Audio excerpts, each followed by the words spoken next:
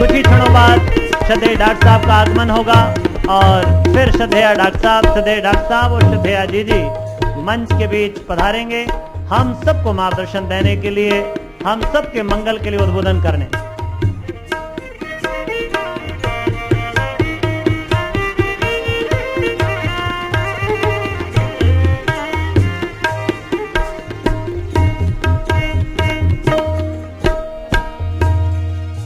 स्वर्ग धरती पर उतारे लक्ष्य युग निर्माण का।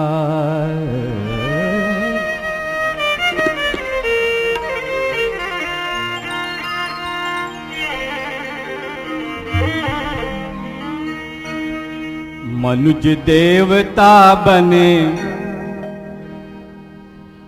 मनुज देवता बने, बने यह धरती स्वर्ग समान। यही संकल्प हमारा, यही संकल्प हमारा। मनुज देवता बने, बने यह धरती स्वर्ग समान। यही संकल्प हमारा, यही संकल्प हमारा। विचार क्रांति अभियान इसी को कहते युग निर्माण। यही संकल्प हमारा, यही संकल्प हमारा।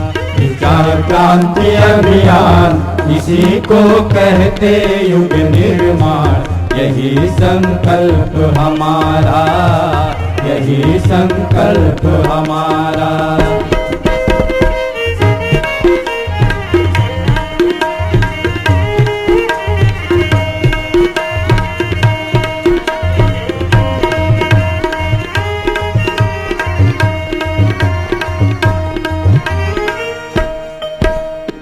द्वेष दंभ छल मिटे यहाँ पर, ना कोई भ्रष्टाचारी हो। द्वेष दंभ छल मिटे यहाँ पर, ना कोई भ्रष्टाचारी हो। द्वेष दंभ छल मिटे यहाँ पर, ना कोई भ्रष्टाचारी हो।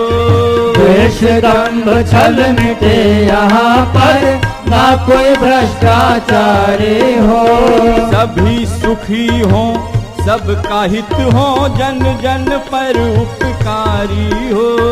सभी सुखी हो, सबका हित हो, जन जन पर उपकारी हो। मिलजुल कर सब रहे प्रेम से, मिलजुल कर सब रहे प्रेम से, दे सबको सम्मान। यही संकल्प हमारा, यही संकल्प हमारा। मिलजुल कर सब रहे प्रेम से, मिलजुल कर सब रहे प्रेम से, दे सबको सम्मान। यही संकल्प हमारा, यही संकल्प हमारा। मनुज देवता बने, बने यह धरती स्वर्ग समान। यही संकल्प हमारा, यही संकल्प हमारा।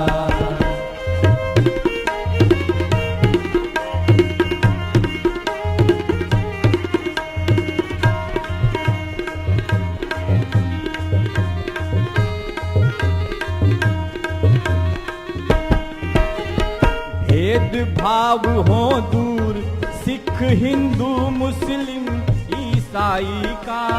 भेदभाव हो दूर, सिख हिंदू मुस्लिम ईसाई का।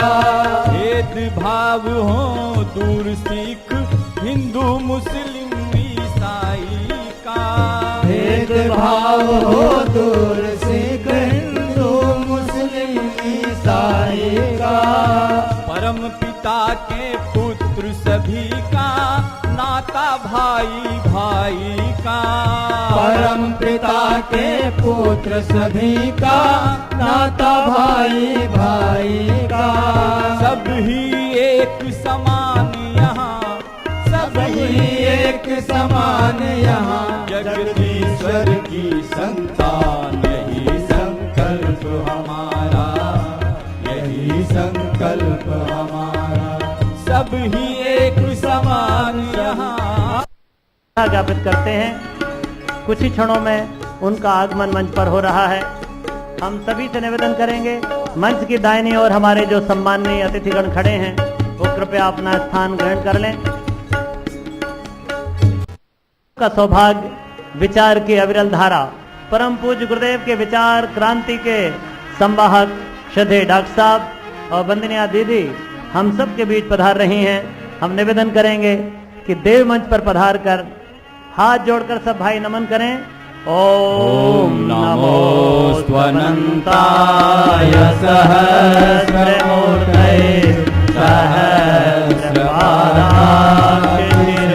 सहस्रपादाक्षिरोद्भावे सहस्रनाम्ने पुरुषाय शाश्वते सहस्रकोटि युगधारिणे नमः सहस्रकोटि युगधारिणे नमः। हम श्रद्धेय डॉक्टर साहब श्रद्धेय जी से विनय करेंगे, कृपा कर। हाँ, माननीय जयशंकर मिश्र जी भाई साहब, श्रद्धेय वीरेश्वर उपाध्याय जी, चारों अतिथियों से हम निवेदन करेंगे देव मंच पर पहुंचकर दीप प्रज्वलन कर इस विचार मंच का शुभारंभ करने का कष्ट करें। ओम अग्नेनाय सुपथाराय अस्मान् विश्वानि देव वयुनानि विद्वान् युयोधस्मज्जुहुराणमेनो भूयिष्ठां ते नमोक्तिं विधेम। ओम गुरुर्ब्रह्मा गुरुर्विष्णु गुरुरेव महेश्वरः गुरुरेव परब्रह्म तस्मै श्री गुरुवे नमः। अखण्डमण्डलाकारं व्याप्तं येन चराचरं तत्पदं दर्शितं येन तस्मै श्री गुरुवे नमः। ओम सजल श्रद्धाय विद्महे महाशक्त्यै धीमहि तन्नो भगवती प्रचोदयात्। ओम प्रखर प्रज्ञाय विद्महे महाकालाय धीमहि तन्नः श्रीरामः प्रचोदयात्।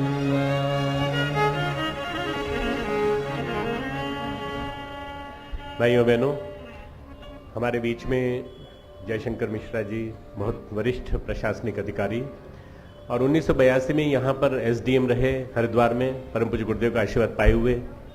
उसके पश्चात आपने एक किताब का अनुवाद किया, हमारी गुरुदेव की उपासना के 2 चरण जप और ध्यान, इंग्लिश में ट्रांसलेट की है आपने। मिशन से पूरी तरह से जुड़े हुए, वर्तमान में KVIC khadi village industries corporation के आप चीफ एग्जीक्यूटिव ऑफिसर हैं, सीईओ हैं, बॉम्बे में पोस्टेड हैं।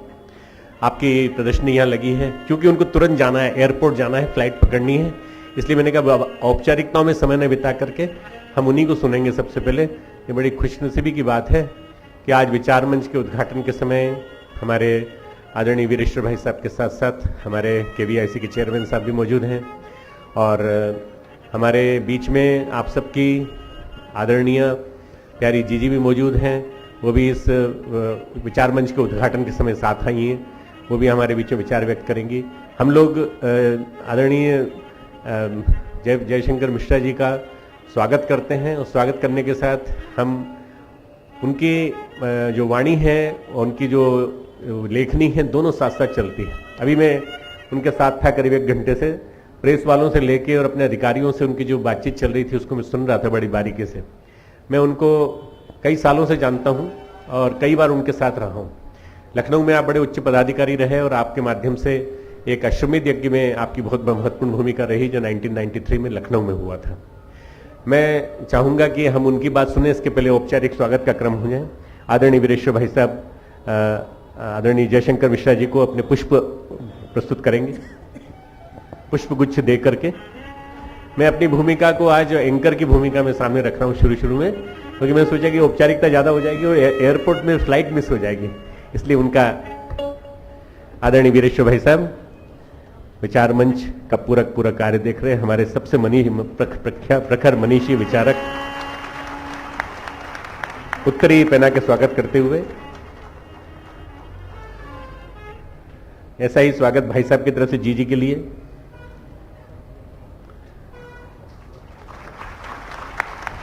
वो और मैं अनन्य हैं, इसलिए कोई स्वागत की मुझे आवश्यकता महसूस नहीं होती, फिर भी वो दे रहे हैं, मैं स्वीकार कर रहा हूं। मेरी तरफ से वीरेश्वर भाई साहब का स्वागत। हमारे प्यारे भाइयों बहनों, हमारे भाई साहब को 4:30 बजे की फ्लाइट है, उसके पहले भोजन भी नहीं किया है। हमें एक अतिथि देवो भव का सम्मान जो करना चाहिए हम वो भी नहीं करा पाए, क्योंकि आपको यहाँ मंच पे भी लाना था, प्रेस भी कवरेज करानी थी। सबसे पहले मैं अनुरोध करूंगा कि वे आपके बीच में विचार व्यक्त करें। परम पूज्य गुरुदेव का जो चिंतन रहा है, गरीबी हटाओ गरिमा बढ़ाओ, और गरीबी हटाने के लिए क्या करना पड़ेगा, गांव गांव जाना पड़ेगा, बिना गांव जाए काम नहीं चलेगा। इसलिए आदर्श गांव का मॉडल लगा है, जिसको मैं भी दिखाता हुआ लाया रास्ते में आपको। और हमें जो बेसिक तकनीक है, टेक्नोलॉजी है खादी विलेज इंडस्ट्रीज की, उसको जड़ों तक पहुंचाना पड़ेगा। मैं आप लोगों की जानकारी के लिए बता देना चाहता हूं कि उत्तराखंड में अपने 4 केंद्र चल रहे हैं। हमारे गढ़वाल हिमालय वो वाला हिमालय है जो हरिद्वार से उस तरफ है, ऊपर की तरफ है। हरिद्वार से इस तरफ जो है वो कुमायूं हिमालय है। गढ़वाल हिमालय में देहरादून जिले में 2 केंद्र हैं, उत्पाल्टा जो पहाड़ क्षेत्र में है, जो हमारे आदरणीय गौरीशंकर भाई साहब के सामंजस्य के माध्यम से बना है, और पूरा केवीआईसी प्रशासन इसका सहयोग करता है। हम लोग जो उत्पादन करते हैं उस उत्पादन का पूरा प्रोडक्ट का जो परचेजिंग है वो केवीआईसी कर लेता है। इसके अलावा जो बचता है वो शांतिकुंज के कार्यकर्ता ले लेते हैं, शांतिकुंज में आने वाले लोग ले लेते हैं।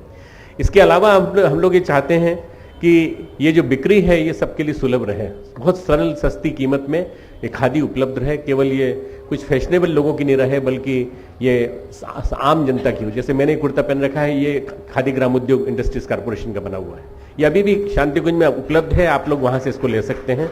हाथ से बुना हुआ हथकरघा उद्योग आपने जीवंत किया है, और आदरणीय जयशंकर मिश्रा जी के आने के बाद ये 5 गुना इसका व्यापार हुआ है। इसका मतलब आपकी एफिशिएंसी पता चलती है कि किस तरह से आपने अपनी दक्षता के द्वारा किस तरह से काम बढ़ाया। एक केंद्र उत्पाल्टा है, दूसरा केंद्र भोगपुर है हमारा, जो यहाँ से 40 किलोमीटर दूरी पर है देहरादून जिले में।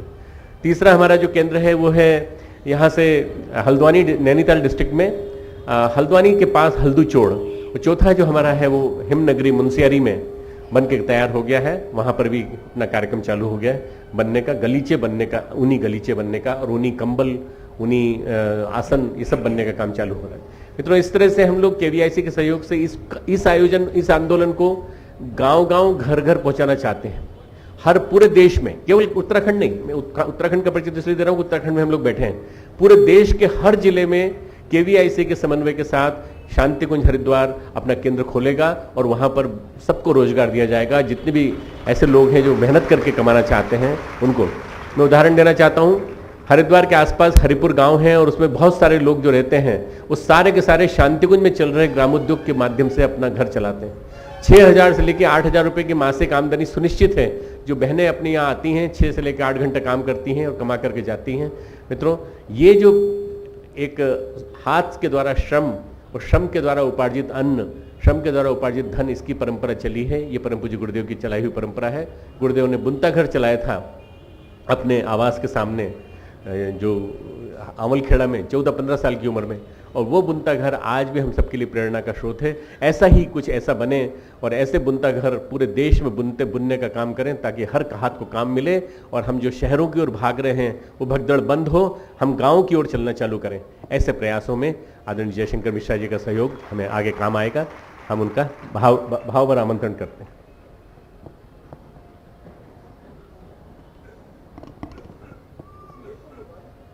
मंचासीन अभ्यागतगण, देवियों भाइयों, ये विचार मंच की शुरुआत है, और संयोग है कि यहाँ वाक्य देख रहे हैं, आचार्य श्री ने कहा मैं व्यक्ति नहीं विचार हूँ। और इस विचार मंच की शुरुआत भी एक ऐसे कार्यक्रम से हो रही है जिसके बारे में कहा कि खादी वस्त्र नहीं विचार है। तो ये विचार से विचार का एक संयोग हो रहा है। किस रूप में, थोड़ा आपको मैं बता देना चाहता हूं। पूज्य बापू गांधी जी कहा करते थे, गुरुदेव उसका उदाहरण दिया करते थे कि भारत को अगर संपन्न बनाना है तो उसे ग्रामोद्योग की तरफ ही ले जाना पड़ेगा, कुटीरोद्योग की तरफ ले जाना पड़ेगा। ये ग्रामोद्योग और कुटीर उद्योग में दो बातें होती हैं, एक तो वो आर्थिक स्वावलंबन देता है और एक हमारे अंदर एक सांस्कृतिक सुदृढ़ता पैदा करता है। हमारे यहाँ ये जो तमाम हेरा फेरी जो हो रही है, जो मिलावट से लेके तमाम चीज़ें हो रही हैं, उसका एक बड़ा कारण ये है कि उत्पादक करने वाला उपयोग करने वाले से बहुत दूर है। लेकिन गांव का व्यक्ति जो उत्पादन कर रहा है उसे पता है कि मेरा अपना प्यारा कोई व्यक्ति इसको खाने वाला है, वो अपना प्यारा व्यक्ति इसको पहनने वाला है, वो हजार बात करके भी उसमें ऐसी मिलावट नहीं कर सकता जो उनके लिए हानिकारक हो। तो अपने सांस्कृतिक बोध भी उससे होता है।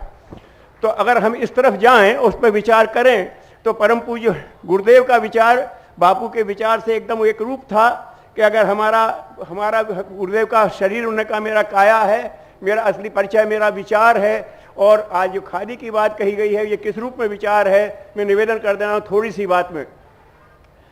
अंग्रेजों ने एक विचार युद्ध किया और हमारे दिमाग में ये जमा दिया कि तुम्हें कुछ नहीं आता और हम तुम्हारा पोषण कर रहे हैं। जबकि सच बात यह है कि भारत में सोने की चिड़िया खोजते वो आए थे, हम नहीं गए थे उन्हें बुलाने।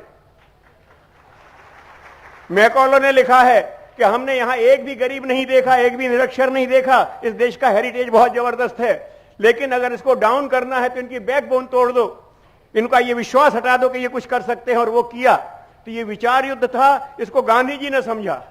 उन्होंने सीधे कह दिया, जब उन्होंने कहा कि हम तुम्हारा पालन करते हैं, तो गांधी जी ने एक विचार दिया, रोटी कपड़ा और मकान, तीन चीजें चाहिए।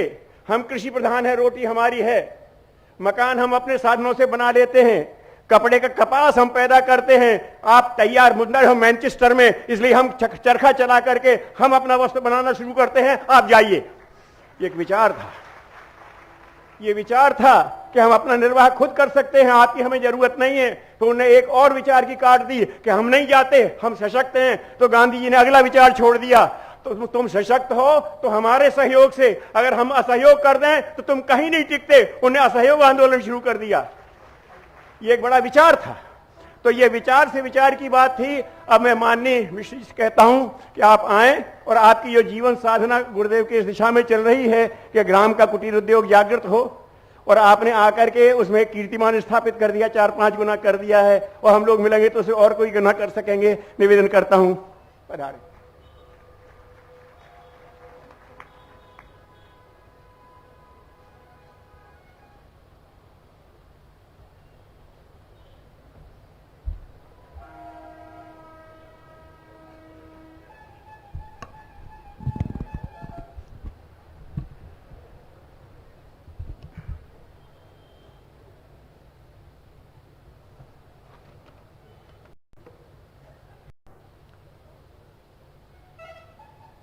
आज इस विचार मंच के परिसर में के अवसर पर यहाँ उपस्थित श्रद्धेय जीजी जी, श्रद्धेय डॉक्टर प्रणव पांड्या जी,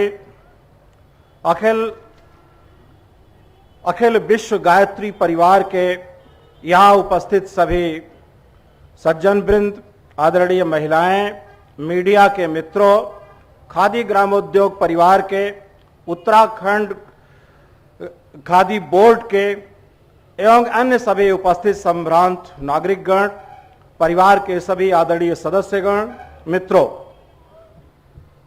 अखिल विश्व गायत्री परिवार द्वारा आयोजित आदरणीय आचार्य श्री राम शर्मा जी जन्म शताब्दी महोत्सव के इस आयोजन में मैं करके इस तरह से यहां आमंत्रित किए जाने हेतु डॉक्टर प्रणव पांड्या जी का आभार व्यक्त करना चाहूंगा।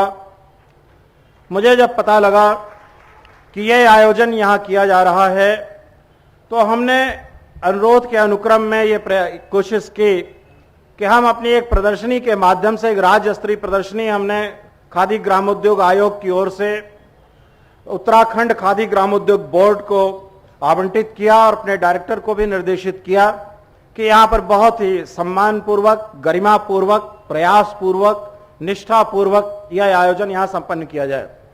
लेकिन प्रारंभ में मेरा आने का उतना कार्यक्रम नहीं बन पा रहा था, क्योंकि अन्य कई व्यस्तताएं थीं जो पहले से निर्धारित थीं, लेकिन फिर मैं बहुत ही आभारी हूं, कृतज्ञ हूं आपके इस स्नेह के, डॉक्टर प्रणव पांड्या जी के, कि उन्होंने पिछले रविवार को मुझे फ़ोन आया, मुझे पता लगा कि आप बात करना चाह रहे थे। मैंने आपसे फ़ोन मिलाया, आपने कहा कि नहीं आप आ जाइए।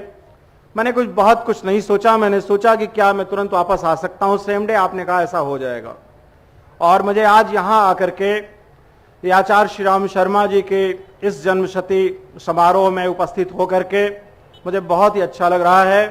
मैं उनसे बहुत पहले से जुड़ा रहा, जब मैं यहाँ पर एसडीएम था। जो स्नेह हमें उनसे और माता जी से, प्रणव जी से, जीजी जी से 2-4 बार की मुलाकात हुई है, लेकिन जो मिला है वो कदाचित वो एक तरह से पूर्व जन्मों के प्रारब्ध का ही फल कहा जा सकता है।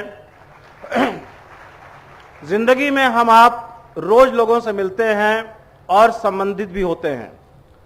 परिवार, अनेक प्रकार के परिवारों से हम जुड़े हैं। विश्वविद्यालय का परिवार होता है, मित्रों का परिवार होता है, गांव का परिवार होता है, जन्म से जुड़े हुए परिवार होते हैं, शादी विवाह से जुड़े हुए परिवार होते हैं। लेकिन एक ऐसा अनूठा परिवार है जिसमें एक स्नेह की, एक मोहब्बत की, एक आदर की, एक दूसरे के उन्नयन की उत्कट अभिलाषा जो है परिलक्षित होती है हर क्षण, हर बात में। अभी 2 मिनट के लिए मेरी केवल मुलाकात हुई श्रद्धेया जीजी से, जिस तरह उन्होंने मुझसे पूछा सब लोग कैसे हैं, कष्ट तो नहीं हुआ, आपने खाना खाया, ये बहुत दिनों बाद मैंने महसूस किया। इसी में जो फर्स्ट फ्लोर पर जब मैं पहली बार आचार्य जी से मिला था, माता जी से मिला था, उस तरह का लगाव। मित्रों, ये कोई मंच पर बोलने की बात नहीं है, ये महसूस करने की बात है, अनुभव करने की बात है, आंतरिक ढंग से समझने की बात है, बूझने की बात है, स्वीकार करने की बात है, अभिव्यक्त करने की बात है। मैं वस्तुतः आप सबका, अन्य आयोजकों ने जिन्होंने हमें हमारे यहाँ आने के आगमन को सुविधा प्रदान की, मैं उनका आभार व्यक्त करना चाहूंगा। खादी ग्रामोद्योग आयोग की जहां तक बात है, उससे पहले मैं आचार्य श्री राम शर्मा जी का क्या प्रभाव रहा मेरे जीवन में। जब मैं पहली बार मिला तो जब बात आज आपका परिवार जहां पहुंचा है, उस समय एक तरह से इतना विशाल रूप नहीं था, लेकिन जो बातें थी कि हमें वैचारिक क्रांति लाना है, एक नया युग आएगा, मनुष्य का परिवर्तन उसके विचारों में, उसके विचारधारा में, उसके गुणों में एक बेहतरी की तरफ जाएगा। वो ये सब बातें कि विचार क्रांति करके युग बदलेगा, दुनिया बदलेगी, ये प्लानेट बदलेगा, ये विश्व बदलेगा, ये बात हम लोगों ने बहुत पढ़ी थी। आईएएस का इम्तिहान दिया था, उसके लिए बहुत कुछ पढ़ा, लेकिन ये बहुत ही एक तरह से जैसे विद्युत की ऊर्जा प्रवाहित हो जाए। This was really very electrifying, जिसको मैं अगर अंग्रेजी में कहना चाहूं, मुझे लगा कि ये तो बहुत बहुत अलग सी बात है और बहुत ही अच्छा लगा। मैं तब से जुड़ा हूं। प्रणव जी ने हमसे जिलाधिकारी आवास पर आकर के अनुरोध किया, बहुत थोड़ी सी मुलाकात उस समय की थी, उस पुस्तिका के ट्रांसलेशन का। कोई मैं अंग्रेजी का ज्ञाता नहीं हूं, मैं इंजीनियरिंग का ग्रेजुएट हूं रुड़की यूनिवर्सिटी का, और आईएएस के लिए हिस्ट्री सोशियोलॉजी लेके किया था। लेकिन हमने जितना भी मुझे मालूम था, अपनी श्रद्धा से 5 तरह की डिक्शनरी लेके, क्योंकि गुरु जी के विचार ऐसे हैं, गूढ़ भी हैं, दैवीय भी हैं, लेकिन बड़े प्रत्यक्ष भी हैं, बहुत डायरेक्ट भी हैं, जिससे आप रिलेट कर सकते हो। हम लोगों ने वहां शुक्रताल पर फॉरेस्ट गेस्ट हाउस बुक कराया और 3 दिन तक वहां बैठ करके, आपको अमेरिका जाना था शायद, इफ आई रिमेंबर करेक्टली, और उसमें हमने, मेरा बेटा उस समय 11th में पढ़ता था डीपीएस आरकेपुरम में, मैंने कहा तुम भी बैठो। डीएफओ थे आरके सिंह, इसमें प्रिंसिपल चीफ कंजर्वेटर लखनऊ में हैं, वो भी अपनी सेवा के अंतिम सोपान पर पहुंच रहे हैं, वो मेरे डीएफओ थे। और एक वो लड़की आजकल शायद भारत सरकार में पोस्टेड है, ज्योतिका पाटणकर, वो एसडीएम थी। हम 4 लोग बैठे और इस बात का क्या अर्थ है, इस शब्द का क्या अर्थ है, गीता में शब्द आया है तो इसका क्या भाष्य किया गया है, कितने हम ऑनेस्ट हो सकते हैं, जो हम पर ऊर्जा है, जो हम पर योग्यता है, जो हम पर क्षमता है, वो कोशिश की गई और तब से हम जुड़े हैं। आपका बहुत ही स्नेह रहा है। प्रणव जी का मैं बहुत आभारी हूं कि मुझको वो बिल्कुल अपने परिवार के सदस्य जैसा, और काफी कुछ वो प्रयास करते हैं जैसे मैं उनका समकक्ष कर्मी हूं, यद्यपि मैं उनको श्रद्धा देता हूं और निष्ठा रखता हूं, और जो काम वो कर रहे हैं दुनिया में, कई बार मुझे ऐसा लगता है कि इस काम से मुझे भी बहुत पहले प्रत्यक्ष रूप से जुड़ना चाहिए था।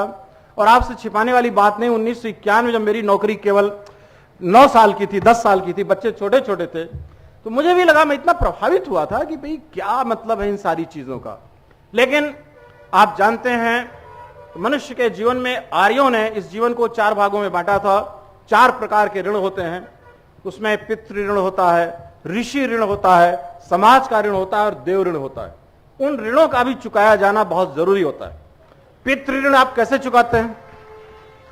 कोई व्यक्ति बता सकता है पितृ ऋण कैसे चुकता है? एनीबडी फ्रॉम दैट साइड है? क्या कहा?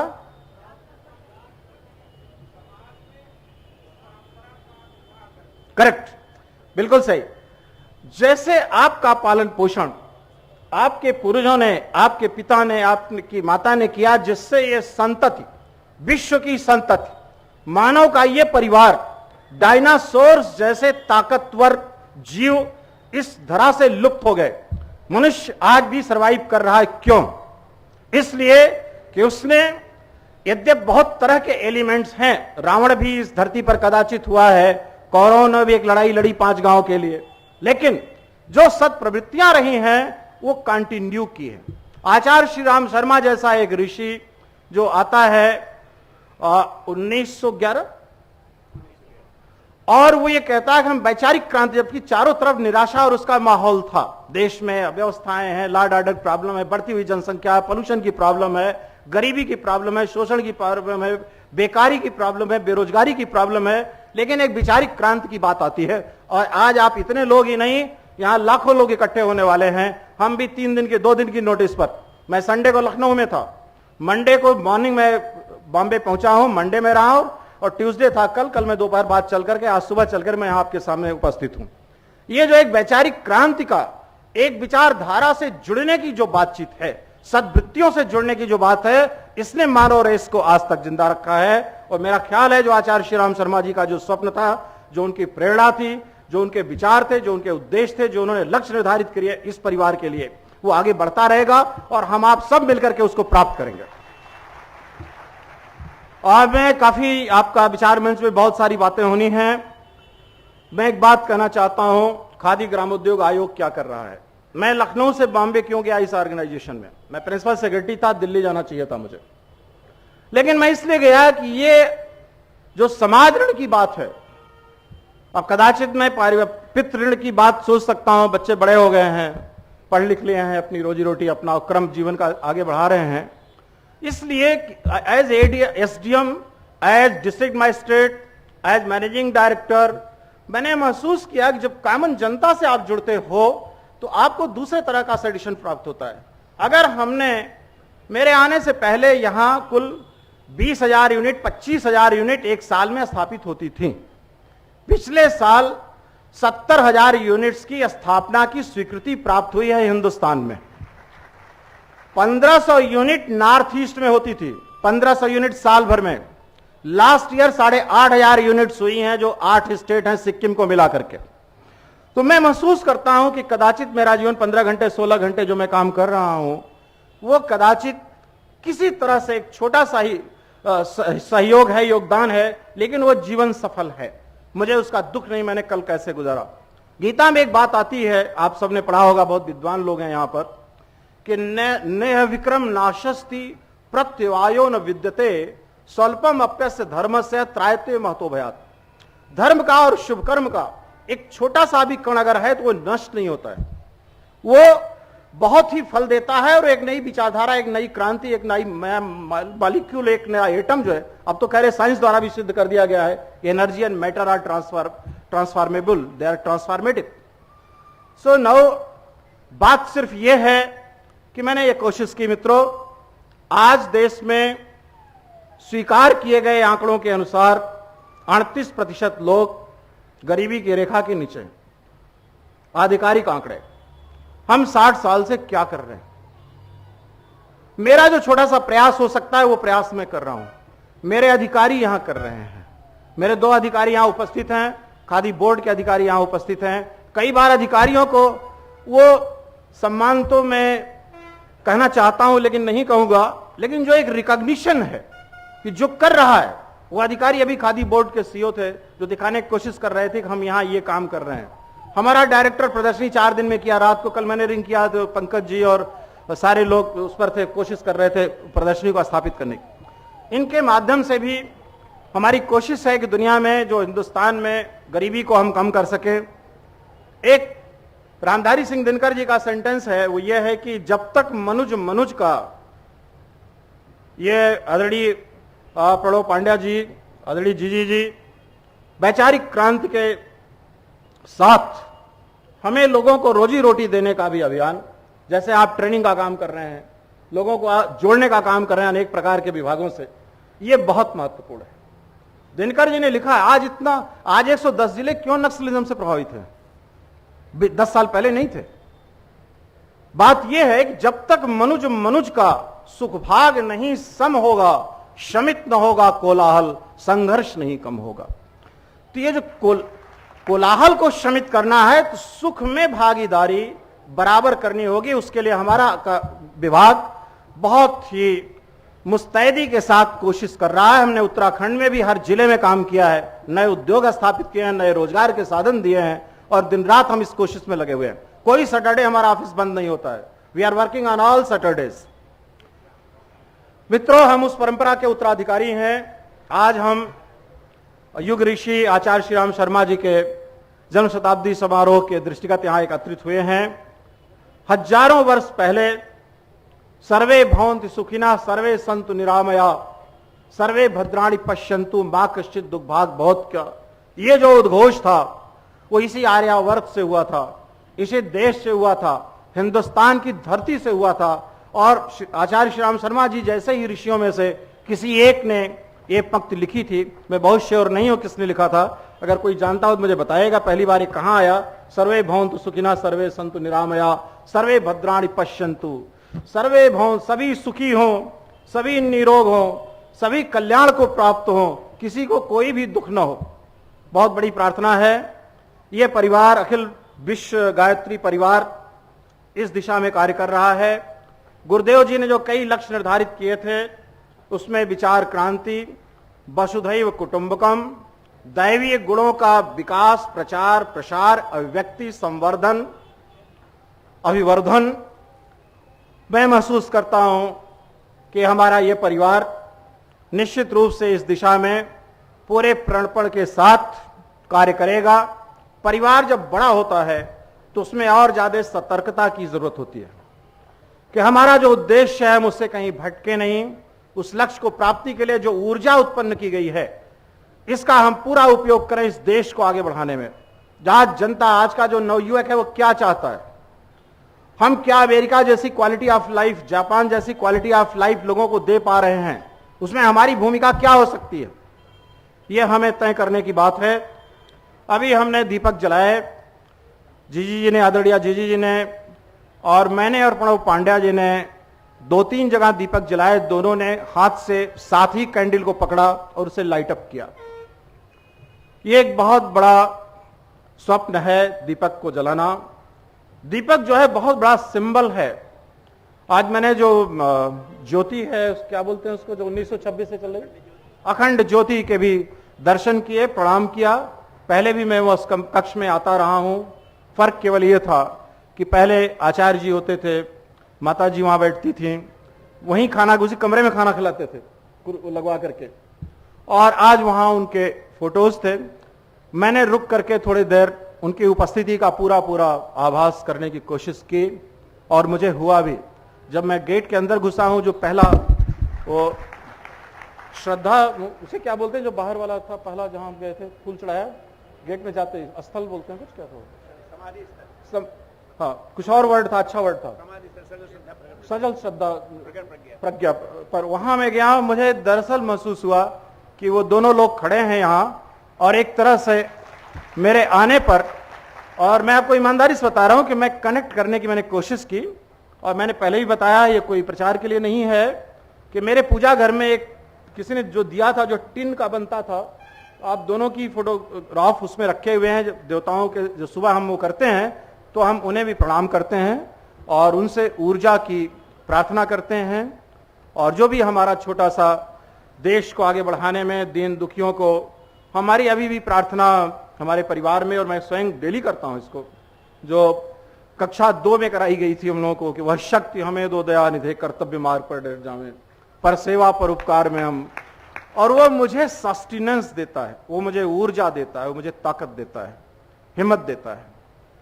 आदरणीय प्रणव जी, दीपक मैंने जलाया है। दीपक के बारे में ये कहना चाहता, बड़ी सुंदर पोएम है कि जलाओ दिए, ये आप सबकी भी जिम्मेदारी है। जलाओ दिए पर रहे ध्यान इतना, अंधेरा धरा पर कहीं रह न जाए। ये अखिल विश्व गायत्री परिवार का एक तरह से यही उद्देश्य है। आचार्य श्री राम शर्मा जी, माता जी यही चाहते थे। सदियों से ऋषियों ने जो ज्ञान का दीपक है, जो सद्वृत्तियों का दीपक है, जो प्रकाश पुंज है, प्रकाश क्या है? अंधकार की अनुपस्थिति प्रकाश है। अंधकार क्या है? अज्ञान अंधकार है। गीता में एक बात आती है, न ही ज्ञानेन सदृशम पवित्रम यह विद्यते। ज्ञान के सदृश पवित्र कोई भी चीज नहीं है। मित्रों, देर हो रही है, मैं एक बार पुनः आपका बहुत ही आभार व्यक्त करना चाहूंगा और यह कहना चाहूंगा कि आप सब बहुत बड़े महायज्ञ से, महाप्रयोजन से, महान उद्देश्य से जुड़े हुए हैं। कदाचित यह ईश्वरीय कृपा है आप पर, आचार्य जी का, उनकी प्रेरणा है, उनका स्नेह है, उनका आशीष है। इस काम में जो भी आपकी भूमिका है, इस पृथ्वी को बेहतर बनाने में, इस पीढ़ी को दैवीय बनाने में, अगली पीढ़ी को एक नया आदर्श प्रस्तुत करने में जो भी हमारी छोटी भूमिका हो, हम मिल करके कोशिश करें। आदरणीय प्रणव जी के लिए, उन्होंने गुरु जी के, आचार्य जी के सपनों को, उनके उद्देश्यों को, उनके लक्ष्यों को, उनके मार्ग, रोड मैप को पूरी निष्ठा के साथ अपने सहयोगियों के साथ, जो कई सहयोगी, जब पहली मुलाकात हुई थी हमारे बहुत यंग थे, अब कई लोग बहुत वृद्ध हो गए हैं। वो प्रकृति का नियम है, उसमें हम कुछ नहीं कर सकते और उसको भी सेलिब्रेट करना चाहिए। लेकिन उन सब का तपस्या, परिश्रम और पसीना इस अभियान को आगे बढ़ाने में लगा है। मैं आप सबको प्रणाम करता हूं, आप सबकी मैं प्रशंसा करना चाहूंगा और ये चाहूंगा कि प्रणव पांड्या जी के हाथों को, आदरणीय जीजी जी के हाथों को और अन्य लोग, जो नई पीढ़ी भी आ रही है, उनके हाथों को आप मजबूत करें, जिससे हम दरअसल वस्तुतः एक नया युग, एक नया वक्त, एक नया विश्व, एक नया भारत, एक नया हरिद्वार बना सकें। धन्यवाद। बहुत बहुत धन्यवाद श्रद्धेय मिश्रा जी। भाइयों बहनों, और मैं श्रद्धेय डॉक्टर साहब से निवेदन करूंगा कि आदरणीय मिश्र जी को परम पूज्य गुरुदेव के साहित्य की भेंट करने का कष्ट करें। परम पूज्य गुरुदेव के विशेष आशीर्वाद सदा उन पर बरसें, ऐसी मंगल कामनाओं के साथ में श्रद्धेय अजय जी और श्रद्धेय डॉक्टर साहब ने आदरणीय मिश्र जी को भेंट किया। जाते जाते मैं आपके संज्ञान में लाना चाहूंगा कि श्रद्धेय मिश्रा जी ने अपने कार्य क्षेत्र में अद्भुत सफलताएं पाई हैं। उन्होंने जब खादी ग्रामोद्योग बोर्ड का चार्ज लिया था तो मात्र 500 करोड़ का बजट हुआ करता था, और आज उनकी उपस्थिति में 2011 में मात्र 3 वर्ष में 1600 करोड़ से भी अधिक का बजट उनके डिपार्टमेंट को मिला हुआ है। साथ ही साथ जब वो लखनऊ में रहे हैं तो उन्होंने 3 दिन के भीतर लखनऊ के दंगों को शांत कर दिया था। ऐसे अद्वितीय कार्य वो करते रहे हैं। बहुत ही सफल प्रशासक के रूप में उनका जीवन रहा है। आदरणीय मिश्रा जी के हम उज्जवल भविष्य की कामना करते हैं। और इसी के साथ मैं माननीय वीरेश्वर भाई साहब से निवेदन करूंगा कि आज का विषय बड़ा महत्वपूर्ण है। युग ऋषि का शिक्षा आंदोलन और उसके विविध प्रयोग, ये बड़ी अद्भुत बात है। परम पूज्य गुरुदेव ने जिस आंदोलन को प्रारंभ किया है, शिक्षा के अनंत आयामों को छुआ है। ऐसे सभी आयामों पर श्रद्धेय वीरेश्वर भाई साहब को हम आमंत्रित करते हैं कि वो अपना विचार रखें और परम पूज्य गुरुदेव द्वारा प्रारंभ किए गए शिक्षा के क्षेत्र के योगदान पर श्रद्धेय वीरेश्वर भाई साहब आप सबके बीच अपना विचार रखेंगे। मैं आदरणीय मिश्र जी के विदा होने के साथ ही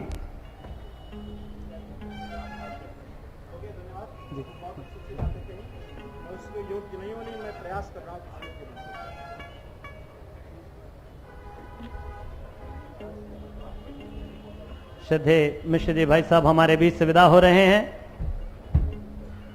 हम उनके उज्ज्वल हाँ, आपने कहा दीपक की बात है तो एक बार नारा लगा देंगे, अच्छा लगा।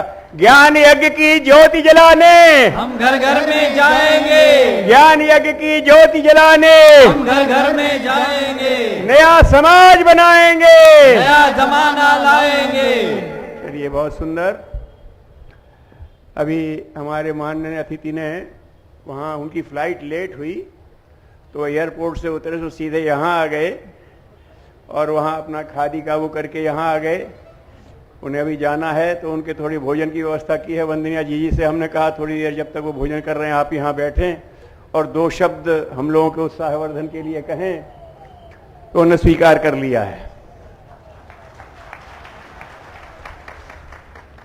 और कुछ भगवान की बनाई हुई योजना थी कि जी हमारे बीच में कुछ पहले आ गई और कुछ बाद तक बैठी हुई हैं, क्योंकि ये उस व्यक्ति का जन्म शताब्दी है जिसने कहा मैं व्यक्ति नहीं विचार हूं, मैं व्यक्ति नहीं हूं मिशन हूं, मैं व्यक्ति नहीं हूं मैं शक्ति हूं। बंधुओं, आज का विषय हम लोगों ने जो रखा था शिक्षा को लेकर के था, और कल का विषय जो हमारा है ये पर्यावरण और ग्राम विकास को लेकर के, ग्राम स्वावलंबन का या अपना ग्राम तीर्थ योजना को लेकर के है, और सब चुने हुए लोगों को यहाँ आपके सामने प्रस्तुत करेंगे। आज भी जो गुरुदेव ने शिक्षा को लेकर के कहा उनका एक ही सबसे ज़बरदस्त इस संबंध में रहा है, शिक्षा नहीं विद्या भी, बालकों का पालन ही नहीं निर्माण भी किया जाए।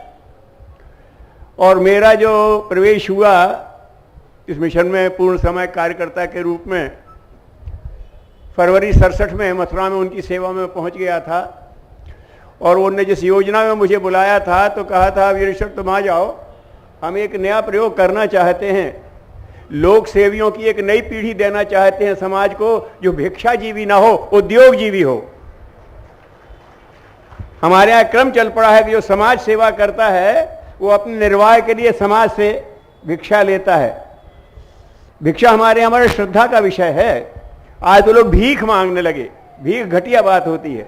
भिक्षा और भीख का अंतर यह है कि जो ब्राह्मण ये कहता है कि मेरी सारी प्रतिभा भगवान के लिए अर्पित है, मैं अपने निर्वाह में खर्च करूं तो लानत है। अरे वो तो हर कोई कर लेता है, पशु पक्षी कर लेते हैं, तो मैं अगर भगवान की दी हुई नियामत, भगवान की दी हुई विभूतियां, भगवान की दी हुई प्रतिभा को अपने निर्वाह के लिए लगाऊं तो मुझ में और पशु में क्या अंतर रह जाएगा। इसलिए वो सारी प्रतिभा लोक सेवा में लगा देता है। और ऐसे व्यक्ति के लिए समाज हमारे यहाँ का कृतज्ञ है। ये ऐसा देश है कि अगर इस देश को भरोसा हो जाए कि ये व्यक्ति सही जगह खर्च करता है तो ये भूखे रह करके भी दान करना जानता है, और दुनिया में कोई नहीं जानता ये काम। गुरुदेव कहते थे जिस समय गांधी जी का समय था ये देश गरीब था और पैसे की कीमत बहुत ज्यादा थी। आज तक लाख करोड़ की कोई कीमत नहीं रह गई, उस समय 100 की भी बहुत कीमत थी। 5 रुपए में पूरे परिवार का महीने भर का खर्च चलता था। उस समय भी गांधी जी के बारे में पता तो ये गरीब देश ने, गुरुदेव कहते थे गांधी जी की हर योजना के लिए करोड़ से कम की गिनती नहीं गिनी। ये बड़ा जबरदस्त देश है।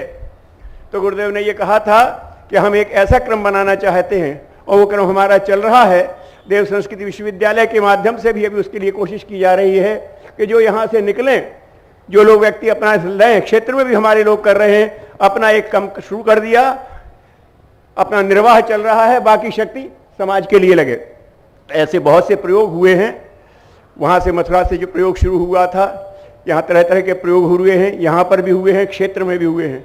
उसमें से एक प्रयोग है हमारा देव संस्कृति विश्वविद्यालय, जिसको इसी भाव से किया था कि विश्वविद्यालय आज के समय में सिर्फ ये मानते थे कि हमें एकेडमिक कैरियर के व्यक्ति देना है, लेकिन देव संस्कृति के उपयुक्त दूत देना है। ऐसा भी कुछ एक बात है तो कहते हम वैसे भी कर सकते थे, लेकिन ये एक बॉडी बनाए बगैर शिक्षा जगत में ये संदेश नहीं जा सकता था कि ये भी एक ऐसा लक्ष्य है, इसको भी ध्यान में रखा जाना चाहिए।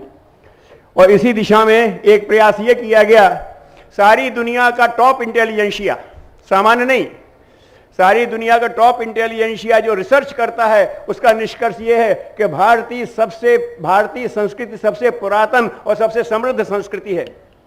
विश्व को अगर है तो यहां से अनुदान मिलेगा, लेकिन हमारे विद्यार्थी को उसके बारे में कुछ नहीं मालूम, शायद हमारे ढेरों शिक्षकों को भी नहीं मालूम। और यहां पर उनका शायद जयशंकर प्रसाद का है कि जिसको न निज गौरव तथा निज देश का अभिमान है, वो पशु नर नहीं, नर पशु नरा है और मृतक समान है। जिसे भारतीय संस्कृति का, अपना संस्कृति का गौरव नहीं है, वो मुर्दों जैसी जिंदगी जीता है। मुर्दा कैसा होता है, दूसरा उठाएगा तो हम उठेंगे, दूसरा चलाएगा तो हम चलेंगे। ऐसे हमारा भी है, अगर दूसरा ताली बजा दे तो हमारा गौरव, और ताली नहीं बनाई तो हम अपने को मरा अनुभव करते हैं, वाह भाई वाह। हमारे अपनी निगाह में अपना कोई गौरव ही नहीं है। अगर विदेश वाह वाह कर दे तो हमारी संस्कृति कुछ है, और नहीं तो हमें अपनी संस्कृति के बारे में कुछ बोध ही नहीं है। वास्तव में जो संस्कृति का गौरव अनुभव नहीं करता है, वो वाकई मुर्दे जैसी जिंदगी जीता है। जहां हाँक दो वहीं चल जाता है, मुर्दे को जहां हट लो वहीं रह जाता है। वो अपनी मर्जी से कहीं जा नहीं सकता, हम अपने लक्ष्य से कुछ कर नहीं सकते। और उसका लाभ ये हो रहा है कि पूछो जरा लोगों से कहां पहुंच गए। जहां परिग्रह पाप कहा गया था, वहां परिग्रह जीवन के सबसे बड़ी सार्थकता मानी जा रही है। उसके लिए आदमी सब कुछ कुर्बान कर रहा है, भले फिर बाद में जेल ही जाना पड़े कोई बात नहीं। तो ये जो दिशा है, इस दिशा को बदलने की बात थी। तो ये प्रयास किया गया भारतीय संस्कृत ज्ञान परीक्षा के माध्यम से कि एक छोटा सा प्रयास किया जाए और लोगों को ये सोचने का मौका दिया जाए कि भारतीय संस्कृति नाम की भी जो ऐसी चीज है जिसके बारे में सोचा समझाना चाहिए। उससे संबंधित भी विचार आपके सामने रखे जाएंगे। गुरुदेव ने अपने समय में एक छोटा सा विद्यालय शुरू किया था, विद्यापीठ के नाम से। उस समय 10-20 बच्चे पढ़ते थे, थोड़े से अपने लोग थे। तब भी उन्होंने कहा था, बेटा हम इसको एक नई वो दे रहे हैं दिशा, और ये विश्वविद्यालय की सीमा तक ले जाने का हमारा मन है। क्योंकि जो विचार दे रहे थे उसकी बात है। आज हमारा वो वहाँ कॉलेज बन गया है, वहाँ के उनकी भी बात हम आपको रखेंगे।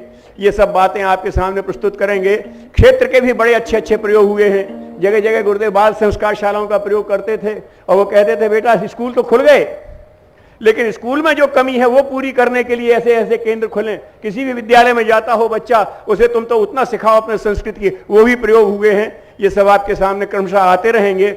लेकिन अब अभी मैं निवेदन करूंगा कि हमारे माननीय अतिथि जब तक यहाँ से भोजन करके निवृत्त हों, तब तक हमें वंदनीय जी के कुछ अमृत वचन मिल जाएं। इसलिए अपनी बात यही समाप्त करता हूं, और वंदनीय जी की बात के बाद फिर अपना विश्वविद्यालय और इन सब चीज़ों का हम शुरू करें।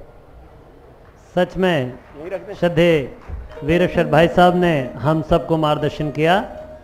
ऋषिवर की शिक्षा आंदोलन और उसके विविध प्रयोग जो विश्व भर में हो रहे हैं, जिनके परिणाम के रूप में एक अच्छे मनुष्य के रूप में, एक अच्छे नागरिक के रूप में मनुष्य को गढ़ा जा रहा है। और सच पूछें, हमारा बड़ा मंगलमय सौभाग्य है कि परम श्रद्धेया जी हमारे बीच हैं। श्रद्धेया जी से और बेहतर कौन हो सकता है जो वंदनीय माता जी की सजल श्रद्धा को, इतनी करुणामयी बात को हम तक पहुंचा पाएं। श्रद्धेया जी के मुखारबंद से हम उनके अमृत वचन सुने, वंदनीय माता जी का पूज्य गुरुवर का संदेश जाने। उसके पूर्व में यह है कि निवेदन किया था, अतिथि जिसने बढ़ के डॉक्टर साहब आ गए। अभी तो उन्होंने एंकर का काम किया था ना, अब आज के मुख्य अतिथि के रूप में कुछ शब्द पहले डॉक्टर साहब के, फिर उसके बाद जी बुला।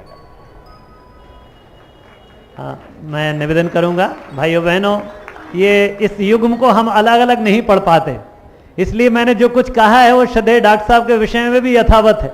उनसे और बेहतर पूज्य गुरुवर के विषय में हमको कौन बता सकता है, जो सदा उनके साथ रहे। मैं बहुत श्रद्धा से नमन करते हुए श्रद्धेय डॉक्टर साहब से आग्रह करता हूं कि वो हम सब का संबोधन करें। बहुत अच्छे ये वन संचालक हैं, तुरंत तुरंत तुरंत स्थिति बदल दी इन्होंने। कमर सीधी कर लें, दोनों हाथ गोद में रखें। मैं 10 मिनट बोलूंगा, 10 मिनट में अपने विचार गुरुदेव के शिक्षा के संबंध में, विद्या के संबंध। ओम भूर्भुवः स्वः तत्सवितुर्वरेण्यं भर्गो देवस्य धीमहि धियो यो नः प्रचोदयात्। ओम गुरुर्ब्रह्मा गुरुर्विष्णु गुरुरेव महेश्वरः गुरुः साक्षात् परब्रह्म तस्मै श्री गुरुवे नमः। तस्मै श्री गुरुवे नमः। परम पूज्य गुरुदेव और वंदनीय माता जी की सूक्ष्म उपस्थिति में मंच पर विराजमान आदरणीय वीरेश्वर भाई साहब, आप सबकी सम्माननीय श्रद्धेय जी, हमारे मन संचालक श्री के.पी. दुबे जी भाई साहब, हमारे बीच में बैठे हुए पूरे नगरों से, विभिन्न नगरों से पधारे हुए सभी कार्यकर्ता भाइयों बहनों, देवतुल्य भाइयों, देवी स्वरूपा बहनों, शक्ति स्वरूपा माताओं, हमारे सभी वरिष्ठ कार्यकर्ता भाइयों जो प्रभारी के रूप में भी इस नगर को देख रहे हैं। आज औपचारिक उद्घाटन है इस नगर का, इस विचार मंच का। कल प्रदर्शनी का उद्घाटन हुआ, आज विचार मंच का। विचार मंच की बहुत महत्वपूर्ण भूमिका होती है। विचार एक ऐसी चीज है जिसको गुरुदेव ने कहा था बहुत ताकतवर होता है। जो विचार किसी के मन में आ जाता है कि कुछ करके दिखाना है, तो वही विचार जो है फिर प्रस्फुटित होता है, पल्लवित होता है, धीरे धीरे स्प्राउट के रूप में निकलते निकलते वो फूल और फल बनता चला जाता है। ये जो मिशन है ये भी परम पूज्य गुरुदेव का विचार है, जो उनके चिंतन में आया और उन्होंने कहा नहीं, मैं इस सामान्य काम के लिए नहीं आया, मैं विशेष काम के लिए आया हूँ। वो विशेष काम क्या है? विशेष काम है युग निर्माण, सारे जमाने को बदल देना। और उसी के लिए उन्होंने सत्संकल्प लिखा, उसी के लिए उन्होंने सारी सेना खड़ी की। क्या जरूरत थी गुरुदेव को सब करने की? आराम से जिंदगी बिताते। भागवत कथा उनके पिताजी कहते थे, हजारों लाखों की कमाई थी, बहुत बड़ी हवेली थी, आराम से अपने घर में रह के खेती करते और जो भी कुछ कमाई उसकी होती उससे एक जमींदार की तरह से जिंदगी जी सकते थे। पर जिसको पर पीर जिसको लगती है अंदर से, जिसको वेदना दिखाई पड़ती है, उसको जैसे वाल्मीकि को क्रोध पक्षी की वेदना से आहत होने के बाद अंदर से कुछ लगा, और लगा तो फिर उसके बाद उन्होंने एक काव्य लिख दिया जो वाल्मीकि रामायण बना। ऐसे परम पूज्य गुरुदेव के जीवन में अनेक ऐसा कुछ घटनाक्रम आए जिन्होंने कि उनको प्रेरित किया कि नहीं, हमें कुछ करना है, कुछ करके दिखाना है। और वो करके दिखाने का पुरुषार्थ ही इतने बड़े परिवार के रूप में सामने आ गया। इतना बड़ा परिवार आपको दिखाई पड़ता है, वो सारा के सारा गायत्री परिवार उन्हीं के संकल्प का, उन्हीं के विचारों का परिवार है। मैं तो परम पूज्य गुरुदेव के विचारों से 13-14 साल की उम्र में हिप्नोटाइज ऐसा हुआ कि औरों के जीवन में फिल्मी हीरो आते हैं, मेरे जीवन में मेरा हीरो गुरुदेव हीरो बन के आए, मेरे विचारों में प्रवेश करते चले गए। और मैं समझता हूँ कि मेरी शिक्षा जो भी हुई वो गुरुदेव के आशीर्वाद से हुई। मैंने अपनी मेडिकल की पढ़ाई की और पढ़ाई के दौरान डॉक्टर बना। डॉक्टर बनने के दौरान जब गुरुदेव ने मुझे 21 साल की उम्र में, मैं डॉक्टर भी नहीं बना था उससे पहले, मुझसे कहा मेरी बेटी से शादी कर लो। मैं बड़ा परेशान हुआ, पढ़ाई के लिए आशीर्वाद लेने आया था और ये शादी के लिए कह रहे हैं।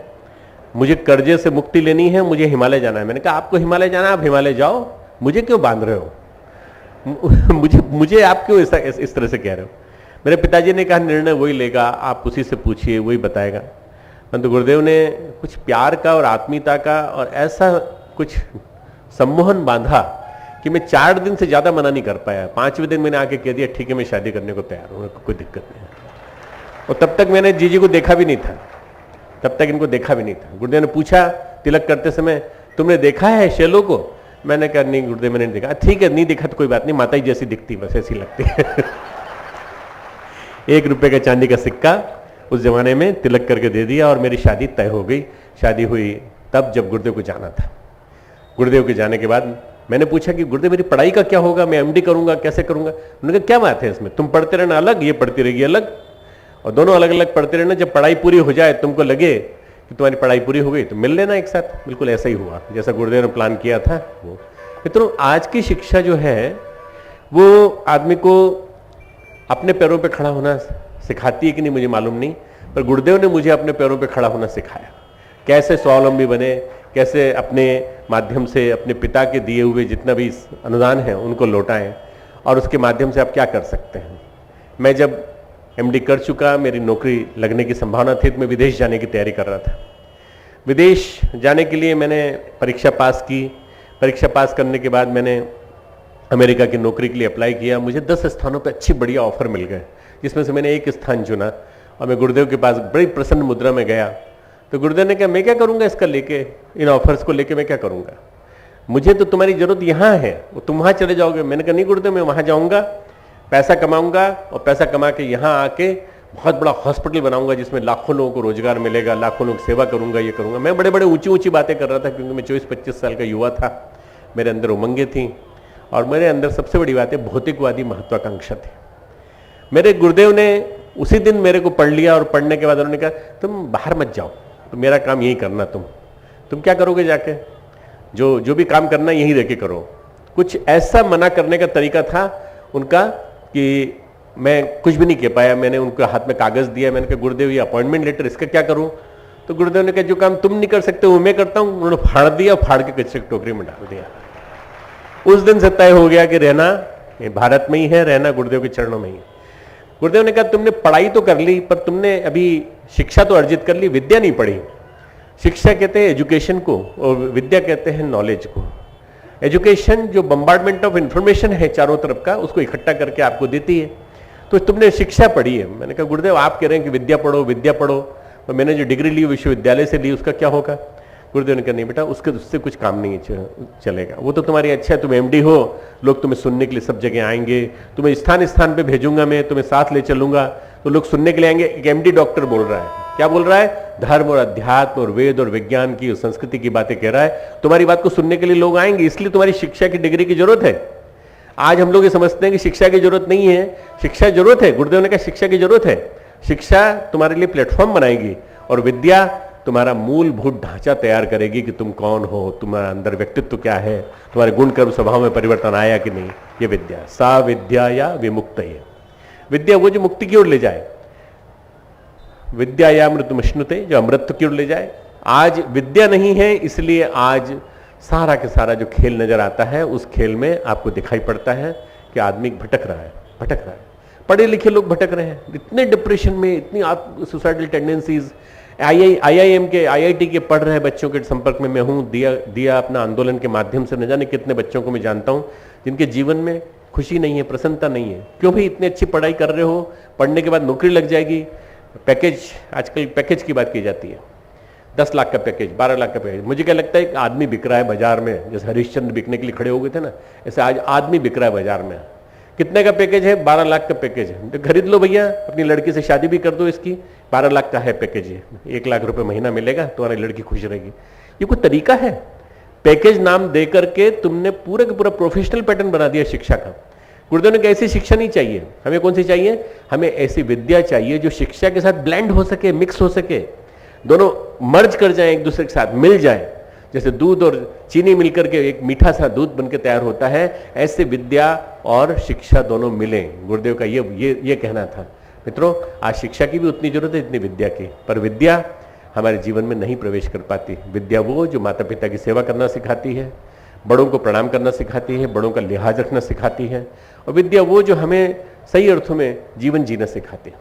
हमने देव संस्कृति विश्वविद्यालय के माध्यम से गुरुदेव के सपने को साकार किया है। मैं कह रहा हूं मैंने किया ऐसा नहीं, मेरे साथ पूरा एक ढांचा खड़ा हुआ है, यहाँ पर पूरा एक तंत्र है।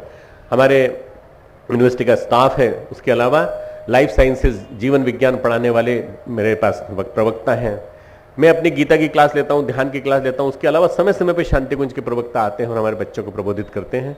मित्रों, ये जीवन के माध्यम से जो शिक्षा है, स्वयं स्वयं आचरण शिक्षण पृथिव्याम सर्व मानव, जो अपने अपने आचरण से शिक्षा देते थे, ऐसे पृथ्वी के हमारे देव मानव हुआ करते थे, उसको पैदा करने की जरूरत थी। तो आज वही आलोक केंद्र खड़ा हुआ है देव संस्कृति विश्वविद्यालय के रूप में। और आप लोगों का आना यहाँ ऐसा हुआ, देव मानवों का, सारे जितने भी महापुरुष बैठे हैं, आप लोगों का आना ऐसा हुआ यहाँ पर कि सरकार ने जो बैन लगाया था ना कि स्टेट यूनिवर्सिटी बाहर नहीं खोल सकती, वो बैन हट गया और अब हम सारे देश में अपने केंद्र खोल सकते हैं, सारे देश में अपने विद्या केंद्र खोल सकते हैं। यूनिवर्सिटी जो देव संस्कृति विश्वविद्यालय के घटक केंद्र जगह जगह खुल सकते हैं, जगह जगह विद्या का विस्तार हो सकता है। तो इस कार्यक्रम के तुरंत बाद हम लोग सब बैठेंगे, इसी काम में लगेंगे कि हम अपने विश्वविद्यालय को घर घर कैसे पहुंचा सकते हैं, जन जन के बीच में कैसे पहुंचा सकते हैं, हमारे कार्यकर्ताओं के बच्चे कैसे इसका घटक बने। ये जो यूनिवर्सिटी है, इस यूनिवर्सिटी का सही अर्थों में विस्तार तभी हो पाएगा जब ये हमारे हर औसत कार्यकर्ता की रीच में हो, हर औसत कार्यकर्ता तक इसकी पहुंच हो। तो कैसे पहुंच हो?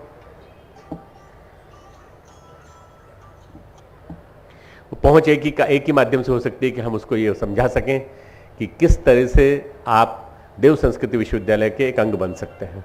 हम एक योजना बना रहे हैं जिसके माध्यम से जो बहुत ज़्यादा गरीब छात्र छात्राएं हैं उनका खर्च वहन करने का एक तंत्र बन जाए, और एक ऐसा तंत्र खड़ा हो जाए जिसमें कि जो नीडी हैं उनके लिए व्यवस्था बन जाए, जो नीडी ऐसे नहीं है जो पैसा दे सकते हैं वो पैसा दें, पर कभी हम उसका औद्योगिकरण नहीं होने देंगे, कभी इंडस्ट्रियलाइजेशन नहीं होने देंगे, कैपिटेशन फी जैसी कोई व्यवस्था नहीं बन पाएगी।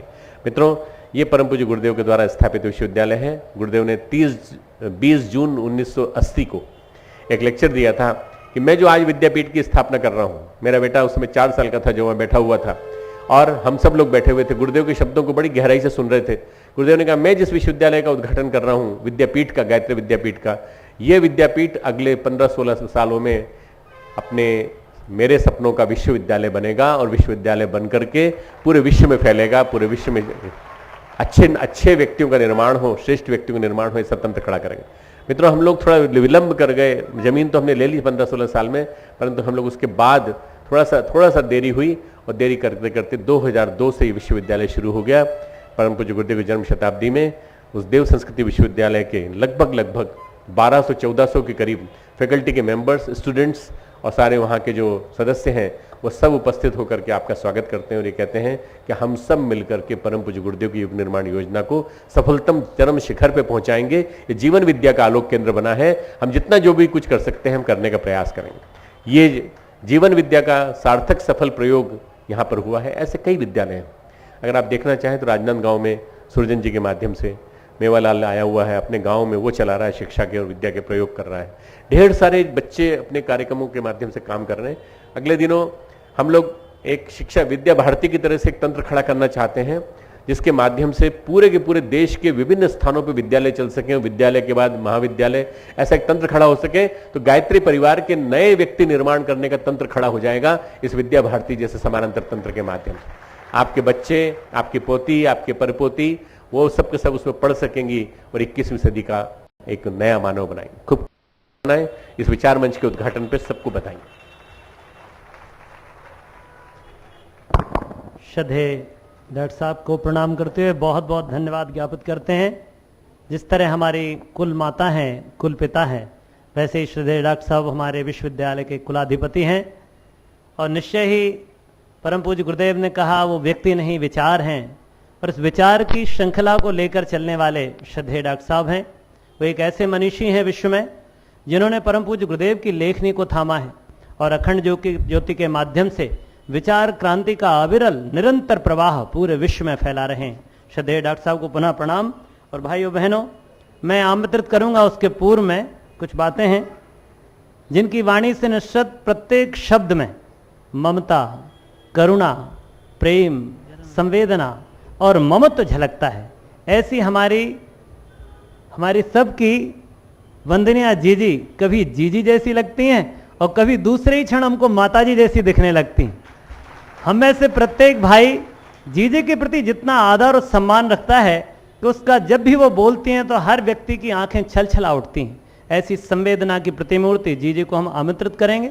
उसके पूर्व में एक छोटा सा गीत, जो नहीं दे सका कोई भी आज तक, पूज्य गुरुदेव वह दे दिया आपने, हमारे उद्गाता बंधु इस गीत को प्रस्तुत करें। जो नहीं दे सका कोई भी आज तक, जो नहीं दे सका कोई भी आज तक, पूज्य गुरुदेव वह दे दिया आपने। जो नहीं दे सका कोई भी आज तक, पूज्य गुरुदेव वह दे दिया आपने। प्राण में प्रेरणा भाव संवेदना, प्राण में प्रेरणा भाव संवेदना, बुद्धि को श्रेष्ठ चिंतन दिया आपने। बुद्धि को श्रेष्ठ चिंतन दिया आपने।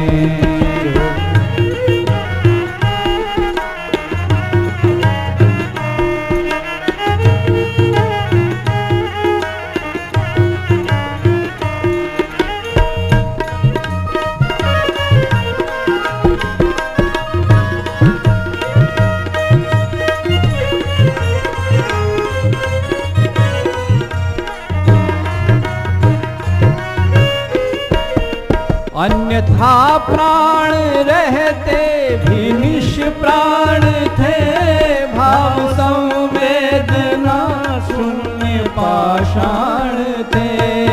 अन्यथा प्राण रहते भी निष्प्राण थे, भाव संवेदना शून्य पाषाण थे। प्राण सद्भावना से मचलने लगे, प्राण सद्भावना से मचलने लगे।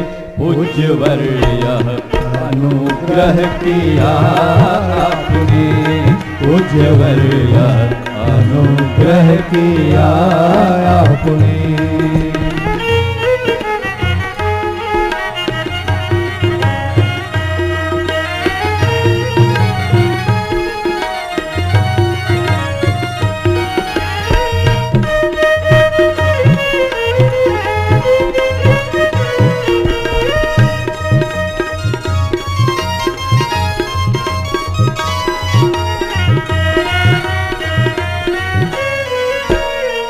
आपने तप किया पुण्य हमको दिया, आपने दिव्य एहसान हम पर किया। आपने तप किया पुण्य हमको दिया, आपने दिव्य एहसान हम पर किया। करती दीक्षा हमें ज्ञान अमृत पिला, करती दीक्षा हमें ज्ञान अमृत पिला। शिव हमारे लिए विष पिया आपने, शिव हमारे लिए विष पिया आपने।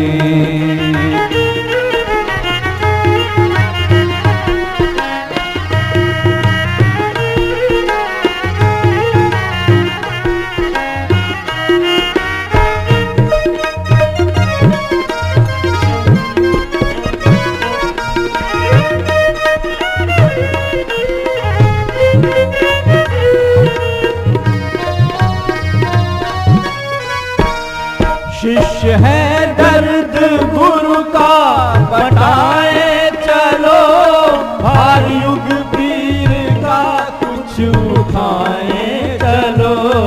शिष्य है दर्द गुरु का बटाए चलो, भार युग पीर का कुछ उठाए चलो।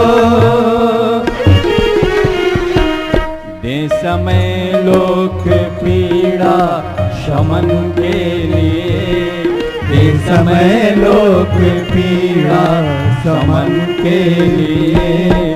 आज आवाज दी है महाकाल ने, आज आवाज दी है महाकाल ने। प्राण में प्रेरणा भाव संवेदना, प्राण में प्रेरणा भाव संवेदना। बुद्धि को श्रेष्ठ चिंतन दिया आपने, बुद्धि को श्रेष्ठ चिंतन दिया आपने। शिव हमारे लिए विष पिया आपने, शिव हमारे लिए विष पिया आपने। आज आवाज दी है महाकाल ने, आज आवाज दी है महाकाल ने। अधिपति महाकाल की जय। अथर्ववेद का एक छोटा सा सूत्र है, घृतात् स्वादियो मधुनस्य वोचत। जो घृत जैसी लाभकारी स्वास्थ्यप्रद हो और मधु जैसी मीठी हो, ऐसी वंदनिया दीदी हमारी, उनकी वाणी इस तरह सजी हुई है। मैं एक मंत्र बोलते हुए उनका आह्वान करता हूं। या देवी सर्वभूतेषु मातृरूपेण संस्थिता, नमस्तस्यै नमस्तस्यै नमस्तस्यै नमो नमः। वंदनिया दीदी। गायत्री मंत्र हमारे साथ साथ। ओम भूर्भुवः स्वाहा तत्सवितुर्वरेण्यं भर्गो देवस्य धीमहि धियो यो नः प्रचोदयात्।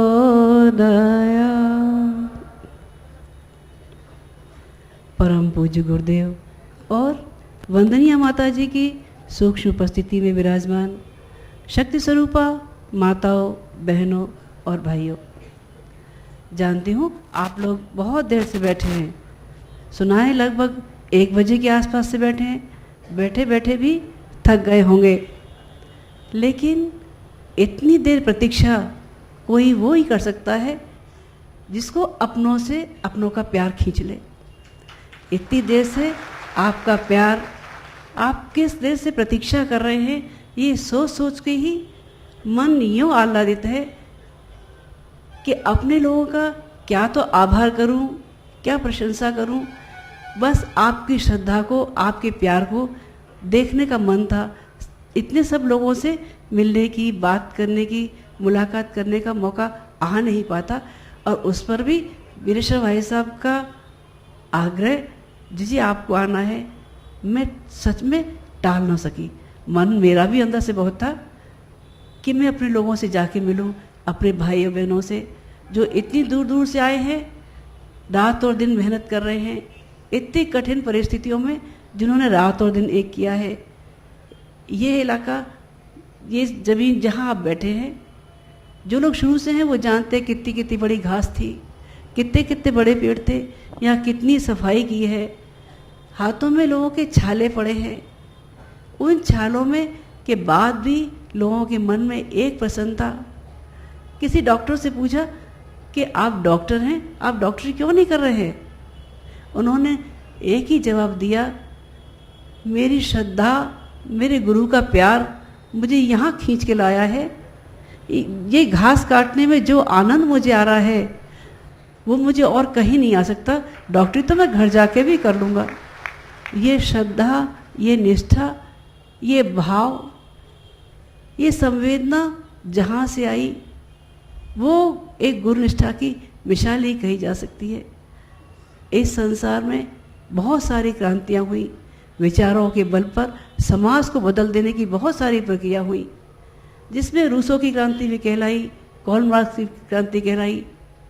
एक अनूठी क्रांति जो भाव संवेदनाओं की हुई थी, जिसको ये कहा जाता है, हैरियट स्टो रोज़ एक डायरी का पन्ना लिखा करती थी और आसपास ये देखा करती थी उसके वातावरण में क्या हो रहा है। ये समय वो था जब काले लोगों पर बहुत ज़्यादा अत्याचार हो रहे थे।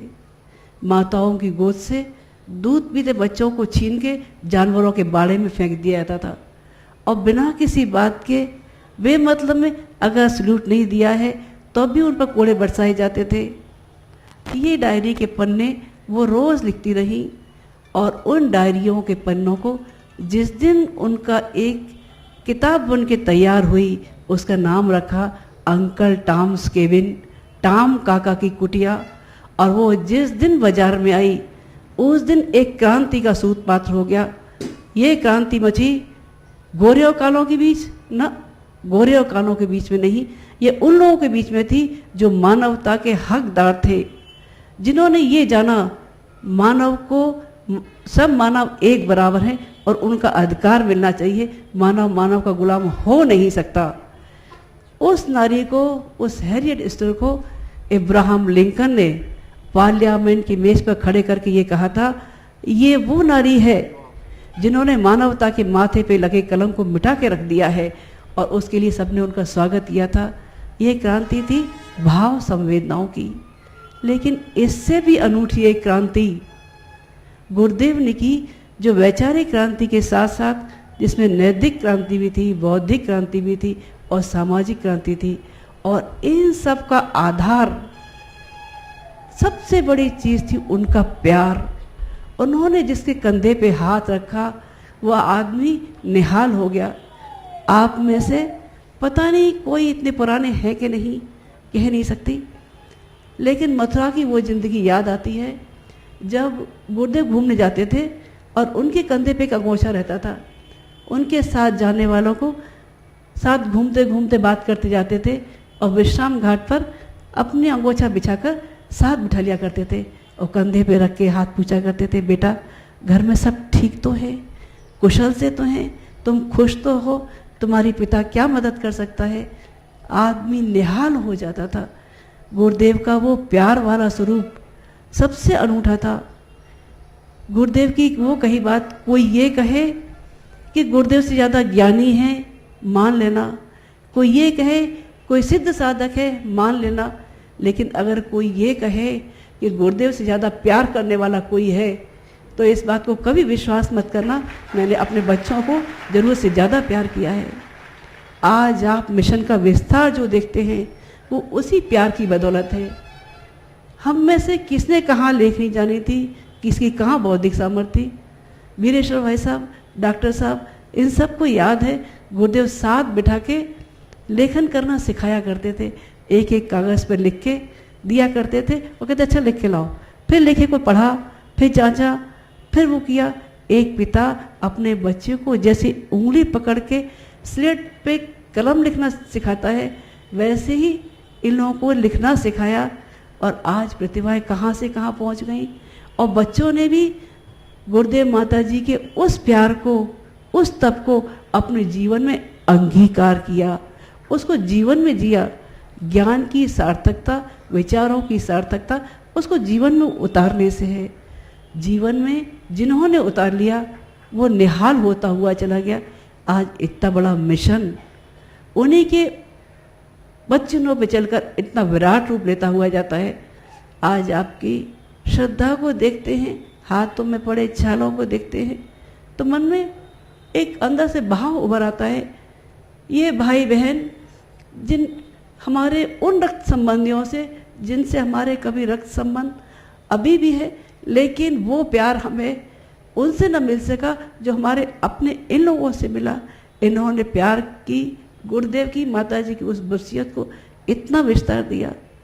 कहते हैं कभी श्रवण कुमार ने अपने माता पिता को कंधे पे बिठाकर तीर्थ यात्रा कराई थी। माता पिता अंधे थे, माता पिता की इच्छा थी उन्हें तीर्थ यात्रा कराए। श्रवण कुमार एक कंधे पे लेके चला था और उनका नाम किताबों में लिख गया एक आदर्श प्रेरणाओं के रूप में। लेकिन गुरुदेव माता जी के वो श्रवण कुमार जो आज गुरुदेव माता जी को कंधे पे उठाए, विचार क्रांति के झोले हाथ में लिए जन जन तक पहुंचते हैं, एक ही बात कहते हैं, गुरुदेव हम रहे न रहे लेकिन आपका ज्ञान, आपका प्यार, आपका मिशन जीवंत रहेगा। जहाँ ऐसे लोग हैं वो मिशन 1000 गुना आगे बढ़ने वाला है। आपकी श्रद्धा को शत शत नमन। ओम शांति। श्रद्धेय जी के चरणों में नमन करते हुए मैंने आपसे निवेदन किया ही था कि वंदनीय जी हमारी हम सबको संवेदना से देंगी। और भाइयों बहनों, हमारे बीच में डॉक्टर स्वतंत्र कुमार, कुलपति गुरुकुल कांगड़ी विश्वविद्यालय हरिद्वार, हमारे बीच पधारे हैं। मैं निवेदन करूंगा श्रद्धेय डॉक्टर साहब से कि उनको पुष्पगुच्छ प्रदान कर अभिनंदन करने का कष्ट करें। और आदरणीय वीरेश्वर भाई साहब से भी निवेदन कि वे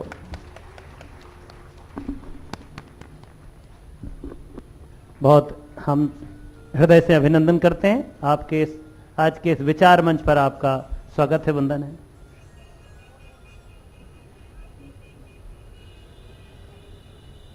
मैं बहुत सम्मानपूर्वक आदरणीय डॉक्टर स्वतंत्र कुमार जी को आमंत्रित करता हूं कि वो आज का जो विषय है हमारा।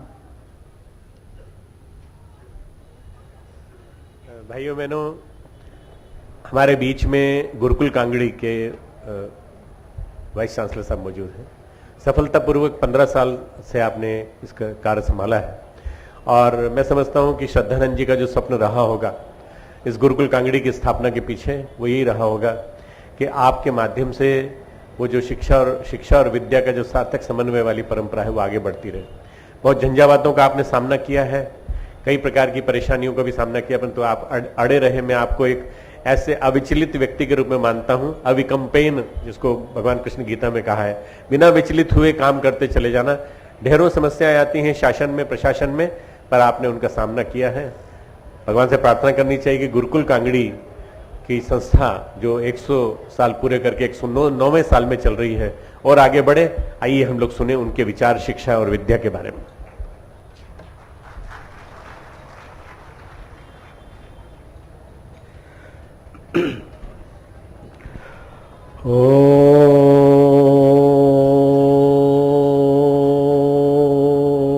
यां मेधां देवगणा पितृश्चोपासते त्यामा मध्यमेधाग्ने मेधाविनं कुरु।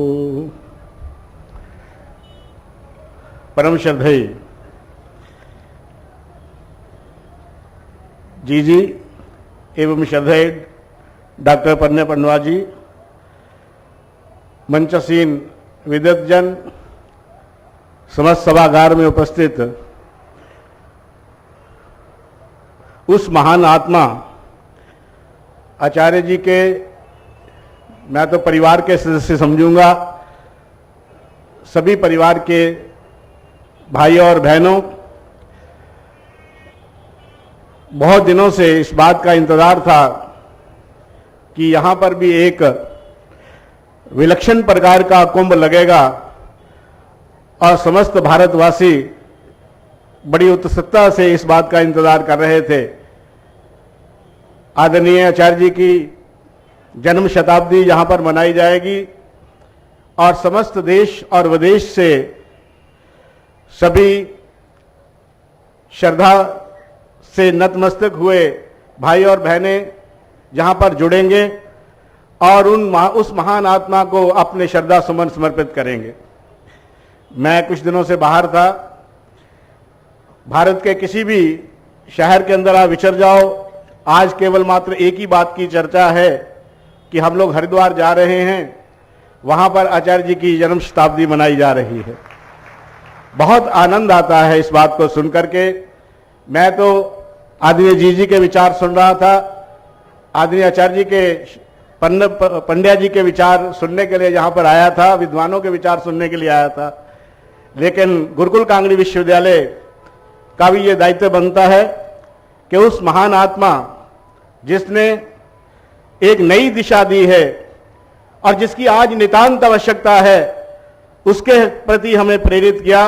मैं गुरुकुल कांगड़ी विश्वविद्यालय की तरफ से भी उन्हें अपने श्रद्धा सुमन समर्पित करूं। आज जिस बात की चर्चा मंच पर आप लोगों ने विद्वानों से सुनी, जी बोल रही थी, और इसकी आज नितांत आवश्यकता है। मानवता में बहुत विकास हुआ है, समस्त विश्व उन्नति के शिखर पर चल रहा है, भारत भी उन्नति के पथ पर जा रहा है, लेकिन उसके साथ साथ आप लोगों ने अनुभव किया होगा जिस प्रकार की आनंद की अनुभूति आपको है, शायद ही किसी दूसरे व्यक्ति को वो अनुभूति हो रही होगी। ये आनंद क्या है? बड़े शौक से सुन रहा था जमाना, हम ही सो गए दास्ता कहते कहते। आज समस्त मानवता का मार्गदर्शन कोई और नहीं कर सकता, कोई वैज्ञानिक नहीं कर सकता, कोई और प्रकार का व्यक्तित्व नहीं कर सकता। केवल मात्र अगर इस प्रकार की कोई ठंडी हवा चलेगी, ये आनंद की अनुभूति अगर कहीं से निकलेगी, तो केवल मात्र भारत ही एक ऐसा देश है वहां से ये अनुभूति निकलेगी। और उसके साथ साथ ये हमारे संस्थान जो जहां पर बने हैं, आचार्य जी का तप और त्याग जिसमें लगा है, जो कभी एक छोटा सा पौधा उन्होंने बनाया था समस्त मानवता को आनंदित करने के लिए, आलोकित करने के लिए, आज वो एक बड़ वृक्ष के रूप में हमारे सामने खड़ा है और मानवता आपकी तरफ देख रही है, समस्त विश्व आपकी तरफ देख रहा है। आज उपनिषदों की बात, उन शास्त्रों की बात लोग समझते हैं, जानते हैं और भारत की तरफ आकर्षित होते हुए आ रहे हैं। ये विद्या और शिक्षा, मैं इस बात के लिए, क्योंकि हमारा यह संस्थान शांति कुंज भी इसी बात को लेकर के चला है, विद्या और शिक्षा को लेकर के ही चला है, लेकिन आज विद्या और शिक्षा के बीच में कोई भेद रहा ही नहीं, कोई समझने वाला था ही नहीं, समझ नहीं पा रहा।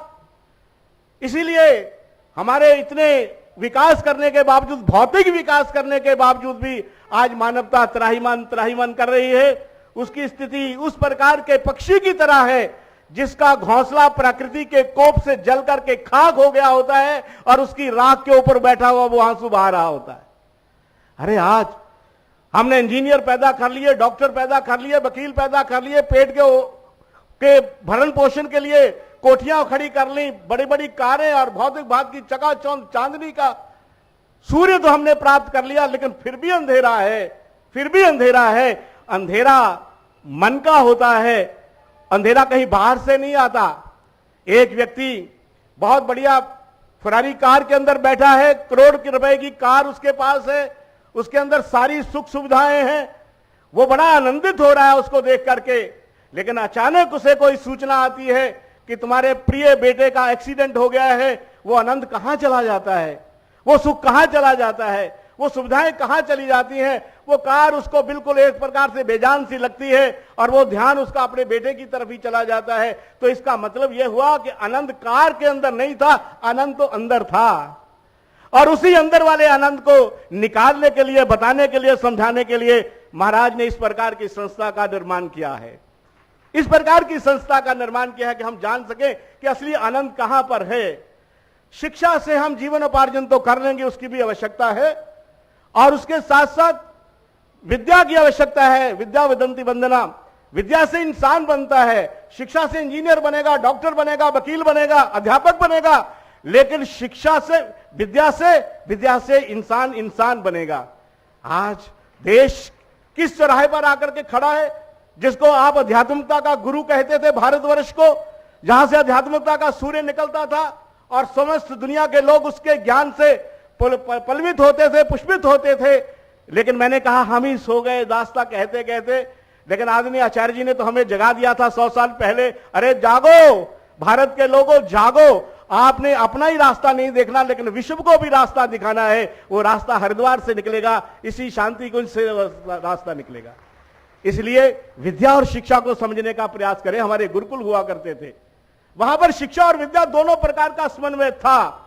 लेकिन आज गुरुकुलों की कोई क्षति हो गई है, कम हो गए हैं संख्या में, लेकिन आज दोनों प्रकार की शिक्षा कहां मिलेगी। हमारे जितने भी विश्वविद्यालय हैं, भारत की जितनी भी शिक्षण संस्थाएं हैं, उनके अंदर शिक्षा तो दी जा रही है, लेकिन कहीं विद्या लुप्त हो गई है। और विद्या के लिए कितना सुंदर स्वरूप आपके सामने आया है। आज से 111 साल पहले स्वामी श्रद्धानंद जी ने इसी प्रकार की संस्था का निर्माण किया था, जहां पर शिक्षा और विद्या दोनों प्रकार की दी जाती थी। वहां पर इंजीनियर भी बनते थे, डॉक्टर भी बनते थे, वकील भी बनते थे, लेकिन मानव भी बनते थे, मनुष्य भी बनते थे। अगर मनुष्य नहीं है ठीक, तो चाहे वो इंजीनियर हो, डॉक्टर हो, वकील हो, तो कुछ नहीं कर सकता, ना आपको आप आनंदित हो सकता है, ना किसी को कर सकता है। लेकिन इस प्रकार से दोनों के अंदर भेद हो गया। कहीं पर शिक्षा दी जाने लगी, कहीं पर विद्या दी जाने लगी। लेकिन ऐसे विलक्षण मुनि थे जिनको हम त्रिकालदर्शी कहते हैं। आदरणीय आचार्य जी ने इस प्रकार की संस्था का निर्माण किया, जहां पर विद्या और शिक्षा दोनों ही दी जाएंगी, और दोनों ही शिक्षा और विद्या जहां पर प्राप्त होती है, तो इसी से सही भारत का निर्माण होगा। ईश्वर से हमारी यह प्रार्थना है, इस शताब्दी समारोह पर हम संकल्पित होकर के यहां से जाएं, वो संकल्प लेकर के जाएं कि विद्या और शिक्षा दोनों का समावेश करके इस प्रकार के मानव का निर्माण करेंगे, जो भारत का नहीं विश्व का मार्गदर्शक बनेगा। और मार्गदर्शक बनते हुए विश्व के अंदर इस प्रकार की जो विषमता आ गई है, उसमें आनंद की वर्षा करेगा। इन्हीं शब्दों के साथ आपका बहुत बहुत धन्यवाद।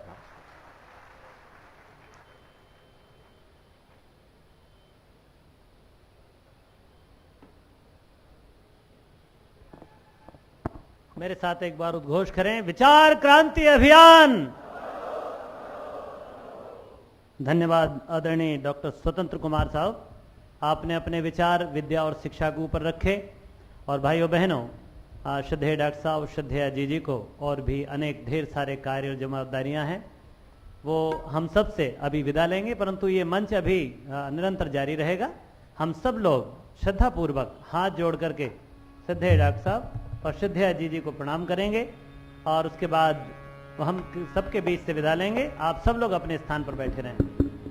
नमोऽस्त्वनन्ताय सहस्रमूर्तये सहस्रपादाक्षशिरोर्बाहवे सहस्रनाम्ने पुरुषाय शाश्वते सहस्रकोटि युगधारिणे नमः सहस्रकोटि युगधारिणे नमः। एक निवेदन, एक प्रार्थना के साथ कि श्रद्धेय डॉक्टर साहब, श्रद्धेय जी विचार मंच को इसी तरह आलोकित करते रहें बार बार। आने वाले 9 नवंबर तक उनसे इसी तरह का आग्रह हमारा सदा बना रहेगा। उनके पावन चरणों में हम वंदना करते हैं, प्रणाम करते हैं।